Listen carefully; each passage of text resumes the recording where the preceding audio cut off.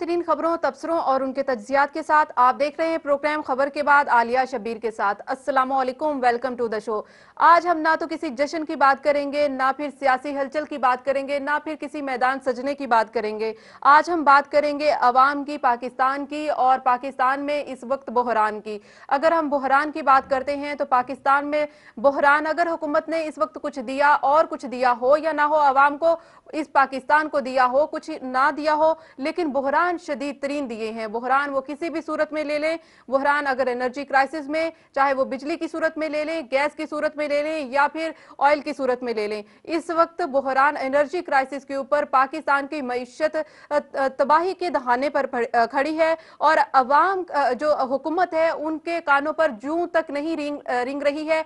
4 साल पूरे कर लिए हैं हुकूमत ने, लेकिन 4 सालों में तो कोई ऐसा कारनामा इंजाम नहीं दिया कि आइंदा आने वाले इलेक्शन में अवाम के पास जा सके। लेकिन हमारे वजीर आजम यूसुफ रजा गिलानी फरमाते हैं कि अगर उनको मौका दिया जाए, अगर उनको अपनी मुद्दत पूरी करने दी जाए तो वो इन 6 महीनों में एनर्जी क्राइसिस पर काबू पा लेंगे। तो वजीर आजम साहब ये तो फरमाते जाइए कि 4 सालों में आपने कौन सा ऐसा अलादीन का चिराग पैदा कर लिया है, अलादीन का चिराग आपने बना लिया है कि 6 महीनों में उसको घुमाएंगे और एनर्जी क्राइसिस जो है वो खत्म हो जाएंगे। इस सवाल का जवाब आपको जरूर देना चाहिए अवाम को, क्योंकि ये अवाम का सवाल है कि अवाम को बताया जाए कि 4 सालों में आपने क्या किया है। बहरान तो आपने बहुत दिए हैं, लेकिन इस वक्त इन सारे बहरानों पर हम क्यों बात कर रहे हैं, उसकी अहम वजह भी है। उसकी अहम वजह यह है कि इस वक्त पेट्रोल की कीमतें 6% बढ़ाई जा रही हैं। 6% अवाम के ऊपर इस वक्त बिजली का बम गिराया जा रहा है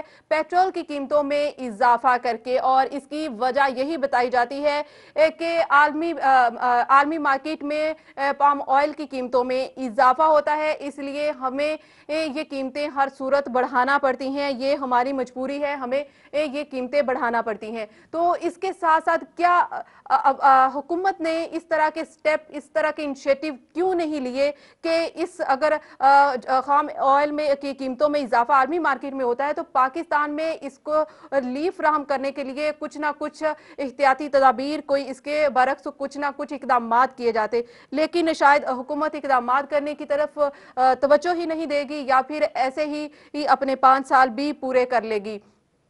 इस वक्त अगर बात की जाए बिजली की, तो बिजली का बहरान है, लोड शेडिंग है, गैर एलानिया लोड शेडिंग भी काफी ज्यादा जगह पर पाई जाती है। कहा जाता है कि गैर एलानिया लोड शेडिंग है, और इसके अलावा एलानिया लोड शेडिंग कहीं 8 घंटे है, कहीं 10 घंटे है, और कहीं तो मिलती ही नहीं है। सनतें इस वक्त पाकिस्तान की जो है, स्पेशली पंजाब में सनतों का बुरा हाल है, बेड़ा गर्क कहा जा रहा है मुख्तलिफ माहिरीन की तरफ से, मुख्तलिफ दानिशवरों की तरफ से, मुबस्सरीन की तरफ से कि पाकिस्तान की और पंजाब की सनतें जो हैं वो तबाही के दहाने पर खड़ी हैं। और साथ साथ अगर पाकिस्तान बात करें तो पाकिस्तान में 2 ऐसे शहर, एक लाहौर है और एक शहर कायद। लाहौर ऐसा शहर है जहां पे सनतें होती हैं, और अगर सनतों को कोई नुकसान होता है तो उसका डायरेक्ट इफेक्ट पाकिस्तान की मईशत पर पड़ता है।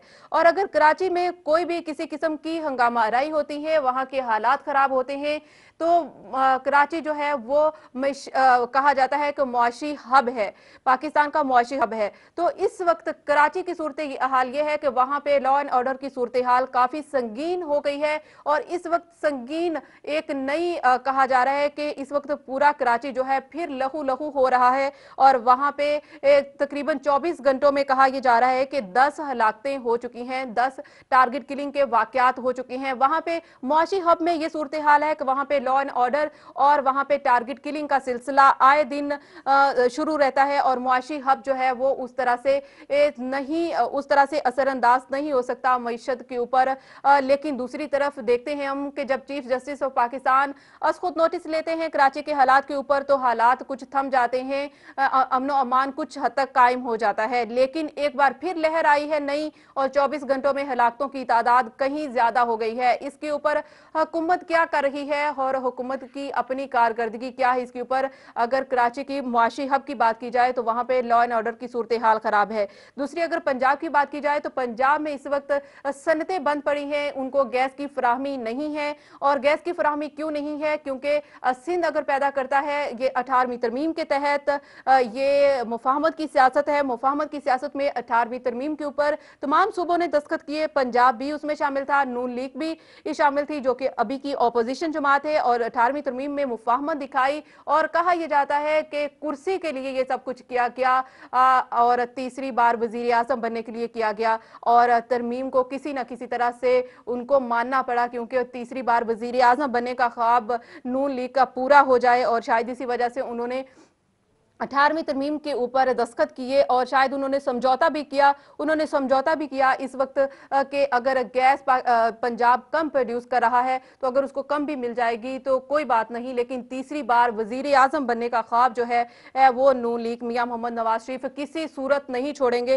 वो तीसरी बार वजीर आजम बनने की अपनी कुर्सी जो है वो म्यूजिकल चेयर के ऊपर जरूर बैठना चाहेंगे। चले, अवाम का क्या है, आप म्यूजिकल चेयर ले लें, लेकिन अवाम का क्या है? इस वक्त अवाम सड़कों पर एहतजाज कर रहे हैं, सनतें बंद पड़ी हैं, लेकिन क्या ये तो आपने 18वीं तरमीम कर ली, लेकिन अब इसके एक और तरमीम लाने जा रही है वफाकी हुकूमत। और वो तरमीम है 2002 की पावर पॉलिसी में। 2002 की पावर पॉलिसी ये है कि उसमें ये कहा गया था कि जितनी भी बिजली है वो वफाक के पास होगी और वफाक चाहेगा तो सूबे को देगा। लेकिन इस वक्त ये कहा जा रहा है कि तरमीम उसमें ये की जा रही है कि जिस तरह से 18वीं तरमीम के तहत गैस भी सूबों के पास उनके अपने इख्तियार होगा, उनके पास अपनी एनर्जी जितनी वो प्रोड्यूस करेगा उसी हिसाब से वो गैस जो है उसी के मुताबिक उनको तरजीह दी जाएगी। और इस तरमीम में भी ऐसा ही है कि जितना सूबा जो प्रोड्यूस करेगा उसको ही तरजीह दी जाएगी, जबकि आलमी बैंक ने इस मुजवजा तरमीम की मुखालफत की है। एक बात यहाँ पे वाजे करती चलूं कि इस तरमीम में पंजाब के सूबाई सेक्रेटरी भी मौजूद थे और सूबाई सेक्रेटरी ने इसकी मुखालफत नहीं की है इस तरमीम की, और ये शायद मुफाहमत की पॉलिसी है और मुफाहमत की सियासत है और इसमें ये सब जारी है, जायज भी है और चलता भी रहेगा। लेकिन प्रोग्राम में वक्त हुआ एक ब्रेक का। ब्रेक के बाद इस इशू के ऊपर सवाल भी उठाएंगे, बात भी करेंगे और जानने की भी कोशिश करेंगे कि आखिर अवाम का क्या कसूर है। लेते एक ब्रेक और ब्रेक के बाद वापस आएंगे।